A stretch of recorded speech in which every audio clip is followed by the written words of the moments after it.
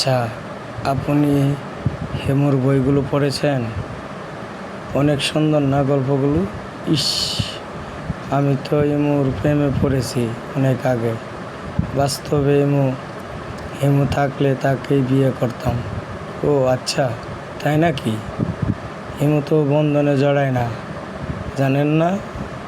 বাস্তবে হেমু থাকলে তো আপনার দশা রূপার মতোই হতো না। আমি ওকে আমার প্রেমের ফাঁদে ফেলতাম, সে আমাকে ছেড়ে যেতেই পারত না।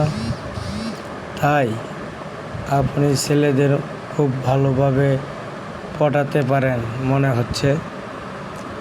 এভাবেই তার সাথে আমার প্রথম কথা হয়েছিল, প্রথম দেখাও হয়েছিল সেদিন এক বিয়ে অনুষ্ঠানে। আমি ছিলাম বরপক্ষ আর ও ছিল কনেপক্ষ।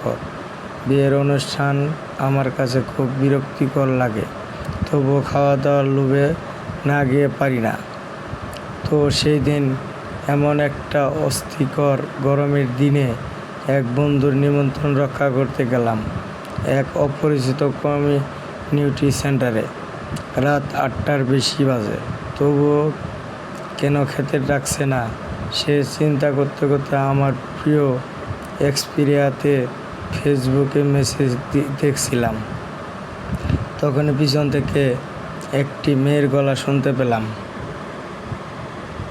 আপনি কি বরের কিছু হন? পিছন ঘুরে তাকালাম, নীল শাড়ি পরা একটি নারী। প্রথম দেখাতে ধাক্কা মতো খেলাম, মনে হলো আকাশ থেকে কোনো নীলপরি নেমে এসেছে ডানা লুকিয়ে। বাইরে থেকে সে ধাক্কাটা থামলে জবাব দিলাম, হ্যাঁ আমি বরের বন্ধু। আপনি? আমি কনের খালাতো বোন। তো একটা দাঁড়িয়ে আছেন যে, সাথে কেউ নেই বুঝি? আসলে নেই, আর আমার এসব লোকারণ্য ভালো লাগে না, তাই নীরব জায়গা খুঁজে নিয়ে একটু নিঃশ্বাস নিচ্ছি। আপনি একা কেন? আমিও একা থাকতে পছন্দ করি। দুজন একা মানুষ এক হয়ে কথা বলছি, কেমন না ব্যাপারটা? আহ আহ আহ এভাবেই কথা হচ্ছিল আগন্তুকের সঙ্গে। আগন্তুক না তো, তেমন তো লাগছে না, মনে হচ্ছে অনেক পুরনো বন্ধু আমরা। পরিচয় নাম খুবই জানলাম, বয়সে 3 বছরের ছোট, নাম মৃদুলা। নাম শুনে মনে হলো এই নামটা ওর সাথেই যায়। যাই হোক, সেদিন অনুষ্ঠান শেষে যখন ফিরছিলাম তখন কি যেন মনে করে তাকে আমার মোবাইল নাম্বারটা দিয়ে আসলাম। সেও হাসি মুখে নিল, বলল আবার দেখা হবে। আমিও জানতাম আবার ওর সাথে আমার দেখা হবে খুব শীঘ্রই। সেদিন রাতে বাড়ি ফেরার পর ক্লান্তি আমাকে ছাড়ল না। শটান হয়ে শুয়ে ঘুমে তলিয়ে গেলাম। স্বর্গের পরী মৃদুলার কথা মনে করার জন্য 1 সেকেন্ডও সময় পেলাম না। পরদিন সকালে মোবাইল দেখলাম 3টা মিস কল, সবগুলো একটি অপরিচিত নাম্বার থেকে। পাত্তা দিলাম না, মনে করলাম দরকার হলে আবার ফোন করবে। একটা ওয়ার্কশপে যোগ দেওয়ার কথা ছিল সেই দিন, তাড়াহুড়ো করে বেরিয়ে পড়লাম। 2 ঘন্টা পর বন্ধুদের সাথে কথা বলছিলাম, হঠাৎ নারী কণ্ঠ শুনতে পেলাম, শুনছেন? পিছন ফিরে তাকালাম, মৃদুলা। ভেবেছিলাম খুব শীঘ্রই দেখা হবে, কিন্তু এতটাই কম সময়ের মধ্যে হবে চিন্তা করতে পারিনি। আমি হাসি মুখে জিজ্ঞেস করলাম, আপনি এখানে? ওয়ার্কশপে এসেছি। আপনি? আমিও। আমি আর আমার বন্ধুরা অনেক আগে থেকেই এমন একটা ওয়ার্কশপের জন্য অপেক্ষা করছিলাম। বাই দ্য ওয়ে, আজও কি আপনি একা? না, আমার 2 বন্ধু এসেছে। আমি আপনাকে দেখে আসলাম। ওহে, কাল রাতে আপনার নাম্বারে ফোন করেছিলাম কিন্তু পাইনি। ওইটা আপনার নাম্বার? আমি বুঝিনি। আসলে কাল রাতে খুব ক্লান্ত লাগছিল, তাই আগে আগে ঘুমিয়ে পড়েছিলাম। দুঃখিত। ঠিক আছে, আমার জন্য আপনি আপনার ঘুম মাটি করবেন নাকি? আমি কি আপনার প্রেমিকা? হা হা। এভাবে কিছুক্ষণ কথা বলার পর ও চলে গেল। যাবার পরপরই আমার বন্ধুরা আমার দিকে তাকিয়ে চোখ ঘোরাতে লাগলো, যেন আমি কত কিছু করে ফেলেছি। বন্ধুদের এই একটা সমস্যা, কোনো কিছু স্বাভাবিক করে নিতে পারে না। সব সময় মনে করে ঢাল মে কুছ কালা হ্যায়। থাক ওদের কথা। মৃদুলার সাথে দেখা হবার পর থেকে মনে কেমন যেন একটা চঞ্চলতা অনুভব করছিলাম। কে জানি না, একটা আলাদা শান্তি পাচ্ছিলাম। মনের মাঝে এরকম সম্ভ্রান্তবাদ ভর করেছিল বারবার। না, আজ রাতে আমি ওকে ফোন করব। যখন বাড়ি ফিরছিলাম, হেডফোনে গান বাজছিল। আমার ইয়ার মাঝে লুকিয়ে ছিলে। দেখতে আমি পাইনি তোমায়, দেখতে আমি পাইনি। এত সহজে কি কেউ আমাকে দুর্বল করে ফেলবে? চিন্তা করিনি। মেয়েরা বোধ হয় এমনই, খুব সহজে মায়ের জড়িয়ে ফেলতে পারে। সেই মায়ের আটকা পড়ে সব সুখের স্বপ্ন দেখে আমার মতো সুপ্ত প্রেমিকেরা। রাতে ফোন করলাম, প্রথমবার সাড়া পেলাম না। আবার করলাম, তখন রিসিভ করলো। হ্যালো। আচ্ছা, কি মিষ্টি গলায় মৃদুলা নামের নারীটির। সারা রাত কথা হলো। কি কথা হলো সেসব বলবো না, এত কিছু না বলাই ভালো। এরপর থেকে মৃদুলা ছিল আমার প্রতিদিনের মানুষ। কথা, দেখা, সময় কাটানো সবই হতো। ও কবিতা খুব পছন্দ করে, আর আমি নিজেও মাঝে মাঝে কবিতা লিখি। ওকে স্বরচিত্র কবিতা পড়ে শোনাতাম। ও মনমুগ্ধ হয়ে শুনত। ওকে নিয়ে লেখা কবিতাও ওকে শুনিয়েছি, কিন্তু বলতে পারিনি সেগুলো ওকে নিয়ে লেখা। এক সময় অনুমতি নিয়ে তুমি করে বলতে শুরু করলাম।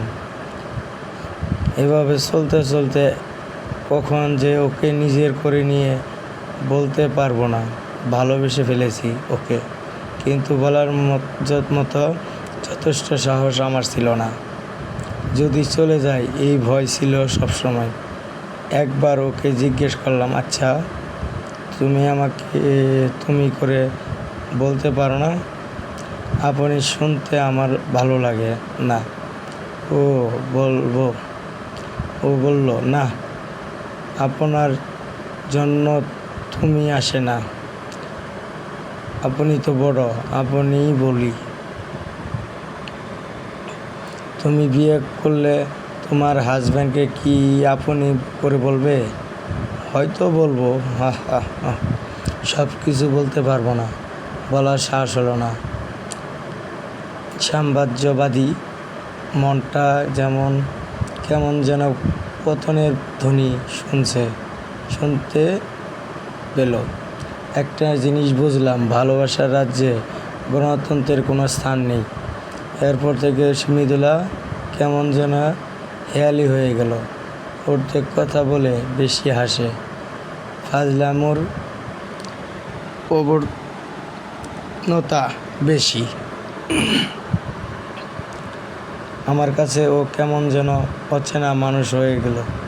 মনে হলো এ আমার মৃদুলা নয়, অন্য কারো জন। আমার মৃদুলা হয়ে এই মৃদুলা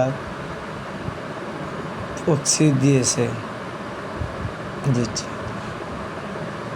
এইরকম আর সহ্য করতে পারলাম না। ঠিক করলাম মনের কথা সব বলে ফেলবো। রাতে ফোন করতে গেলাম, দেখলাম ওয়েটিং। 2-3 বার চেষ্টা করলাম, না, ওয়েটিং। ঘুমিয়ে যাচ্ছিলাম, ও ফোন দিল, রিসিভ করলাম। হ্যালো, আপনাকে একটা কথা বলবো। কাল দেখা করতে পারবেন? আমিও তোমাকে একটা কথা বলবো, ঠিক আছে? আচ্ছা, কাল সকাল 11টায় আসবেন, রাখি।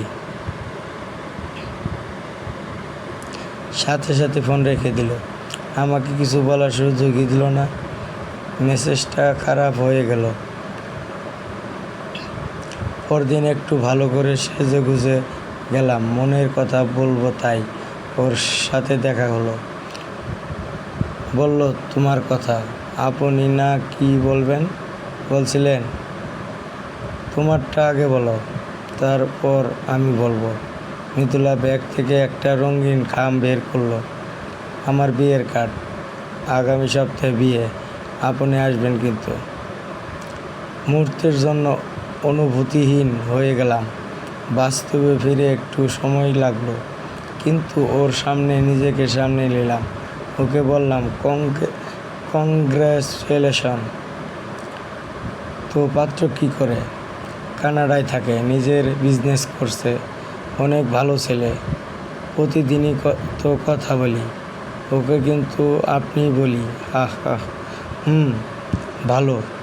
শাদি মোবারক। আমার একটা কাজ আছে, আমি আসি। আপনি না কি বলছিলেন? থাক, অন্য আরেক দিন বলবো, আজ আসি। চলে আসলাম। পিছে পড়ে রইল মিথুলা। ওর জন্য লেখা কবিতা আর আমার না বলা মনের কথা। বাসায় ফিরে কার্ডটা ছিঁড়ে ফেলে দিলাম। অন্য নামের পাশে ওর নাম দেখার ইচ্ছা আর সাহস আমার হলো না। ভালোবাসার ভদ্রতা হলো কিছুই রাখতে নেই, হতে হয় সোজা সাপটা। না হয় ভদ্রতায় সারা জীবনের দীর্ঘশ্বাস হয়ে যেতে পারে। আজ গণতন্ত্রেও স্থান নেই এখানে। দরকার সাম্রাজ্যবাদী মন। সাম্রাজ্যবাদী তোমাকে ভালোবাসার জয় এনে দিতে পারে। সেদিন পর আর কোনো দিন মিথুলার সাথে যোগাযোগ করিনি। আমাকে কেন মনে রাখবে? আর মনে রাখলেও কয়েকদিনের বন্ধুত্ব ভেবেছে, এর বেশি কিছু নয়। এরপর আর ভালোবাসতে পারিনি। একাই আছি এখন আমি। একা মনেই সম্রাট, এক নায়ক। আমার মন জুড়ে এখন সাম্রাজ্যবাদ। কিন্তু অবশেষে আমি একটি ব্যর্থ প্রেমের কাহিনীর একজন ব্যর্থ প্রেমিক হয়েই গেলাম।